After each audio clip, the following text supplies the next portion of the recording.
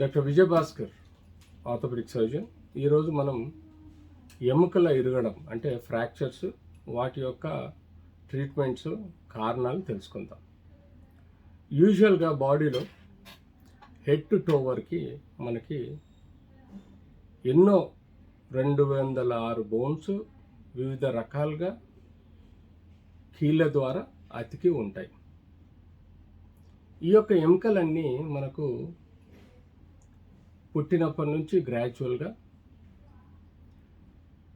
Growth bones ద్వారా 18 నుంచి 21 age వరకు మనకు ఎదిగి ఆ తర్వాత గ్రో ఎండ్స్ అతికిపోయి 22 తర్వాత మనకు సమగ్రంగా యాక్టివ్గా ఉంటాయి.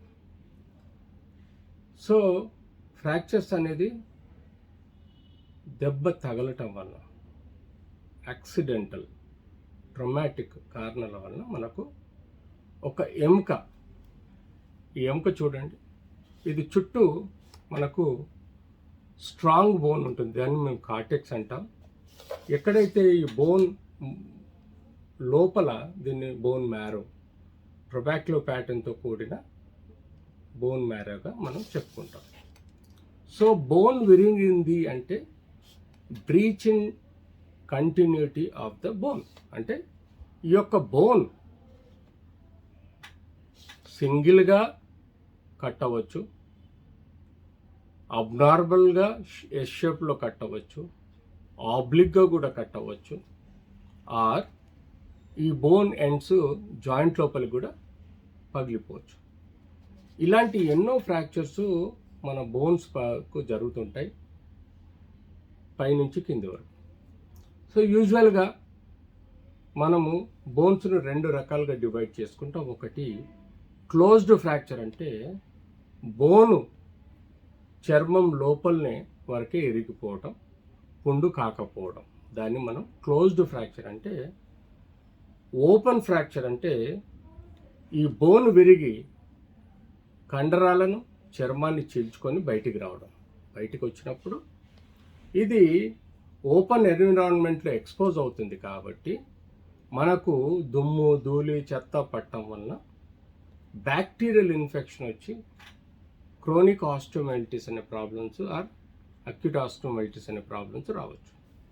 సో క్లోజ్డ్ ఫ్రాక్చరు మనం ప్లాన్ చేసుకొని సర్జరీ చేయొచ్చు, కానీ ఓపెన్ ఫ్రాక్చర్స్ ఎప్పుడైనా వితిన్ 6 అవర్స్లో శుభ్రంగా కడిగి, అంటే యూజెస్ యాంటీసెప్టిక్ సొల్యూషన్స్ వాడి శుభ్రంగా కడిగి ఎముకను, ఆ ఎముకను కరెక్ట్గా హీల్ అవ్వడానికి, బ్యాక్టీరియా రాకుండా హయ్యర్ యాంటీబయోటిక్ కూడా ఇచ్చి ఈ యొక్క ఎరిగిన ఎముకని లోపల పెట్టి ఇదర్ ఎక్స్టర్నల్ ఫిక్సేటర్, అంటే ఒక 4 రాడ్లు ఇవ్వటం వలన బయటికి, చర్మం బయటికి పెట్టుకొని మనము దానికి సంబంధించిన యూనిప్లానర్ ఎక్స్టర్నల్ ఫిక్సేటర్ కానీ, లేకపోతే బైప్లానర్ ఎక్స్టర్నల్ ఫిక్సేటర్ కానీ, లేకపోతే రింగ్స్, అంటే మనము రష్యన్ టెక్నిక్, ఇలిజరో టెక్నిక్ ద్వారా కానీ ఈ విరిగిన ఎముకని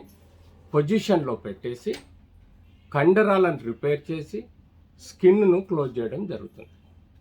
అంతేకాకుండా సమ్టైమ్స్ ఈ కాంపౌండ్ ఫ్రాక్చర్ శుభ్రంగా ఉండి ఎలాంటి చెత్త చెదరం లేకుండా ఉంటే దాన్ని ఇమ్మీడియట్గా మనం మొత్తం బోన్ ఎండ్స్ని శుభ్రంగా కడిగేసి, ఏవైతే కండరాలు, టిష్యూస్ ఏవైతే టచ్ అయ్యి కంటామినేషన్ అయితే వాటిని అన్నిటినీ తీసేసి, ఆ ఎండ్స్ని తీసేసి ఏసెప్టిక్ సొల్యూషన్స్తో శుభ్రంగా బాగా రిన్స్, అంటే కడిగేసి, బోన్ను కడిగేసి, ఇంట్రామెడ్యులర్ నెయిల్, అంటే ఈ ఎముకలోని సందులోకి మనం నెయిల్ పాస్ చేసి ఆర్ ప్లేట్ అయినా పెట్టేసి మనం ఫిక్స్ చేసి కండరాలని శుభ్రంగా కడిగిన తర్వాత ఏసెప్టిక్ పొజిషన్లో సూచర్ చేసి, స్కిన్ సూచర్ చేసి ఉంచటం వలన కూడా ఇలాంటి ఓపెన్ ఫ్రాక్చర్స్ను మనం రిపేర్ చేయొచ్చు, సరైన పద్ధతిలో పెట్టచ్చు. సో అంతేకాకుండా ఎప్పుడైతే క్లోజ్డ్ ఓపెన్ ఫ్రాక్చర్స్ ఇలా చేయగలుగుతామో ఇన్ఫెక్షన్ రాకుండా మనం ప్రొటెక్ట్ చేసుకోవచ్చు. ఫ్యూచర్లో ఇలాంటి సమస్య వచ్చినప్పుడు మనం మళ్ళీ ఏదైనా ఆస్టోమైటిస్ వస్తే దానికి సొల్యూషన్ వెతకాలి. క్లోజ్డ్ ఫ్రాక్చర్స్ మాత్రం ఏ పద్ధతినైనా సిమెంట్ ప్లాస్టర్ వేస్తామా, ఎక్స్టర్నల్ ఫిక్సేటర్ వేస్తామా, క్లోజ్డ్ రిడక్షన్ చేసి ఇంటర్నల్ నెయిల్ వేస్తామా, ప్లేట్స్ వేస్తామా, స్క్రూస్ వేస్తామా అన్నది ఆ టైప్ ఆఫ్ ఫ్రాక్చర్ను బట్టి మనం రిపేర్ చేయాల్సిన అవసరం ఉంది.